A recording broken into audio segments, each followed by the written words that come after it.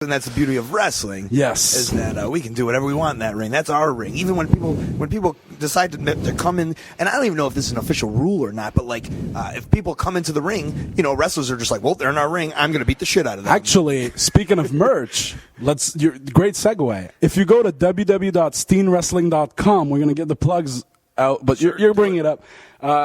You say we do whatever we want when somebody gets in the ring. It's true. And if you go there and you get my Best of Kevin Steen in IWS DVD, you'll see what happens when a fan gets into the ring during one of my matches. The thing is, I had invited him in, and I didn't think he'd come in. Right. And when he did, before. The worst is I invited one guy in, one big, bald idiot who was just running his mouth and was disrupting the match. But then his buddy slid underneath the bottom rope. From the other side? No, he was right next to him. But okay. I was looking at the bald dude, and then when I saw his buddy slide in the ring, my first reaction was to soccer kick him in the face as hard as I could.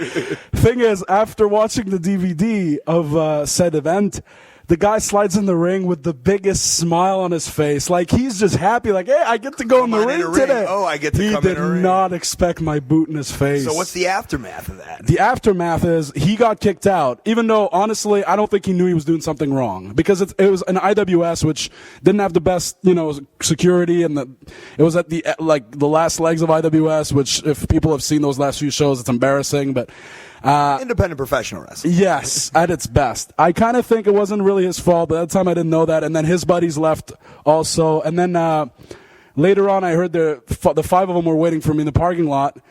And then I had a decision to make. I could either go out there and fight five guys or send Frankie the Mobster out to tell him to go, which I chose to do.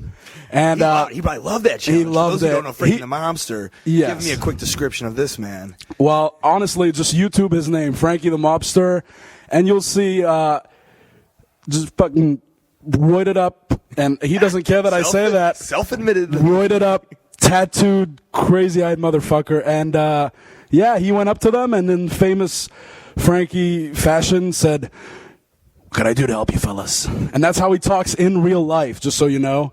And they said, "We're waiting for Steen." And Frankie answered, "No, you're not. You're waiting for me."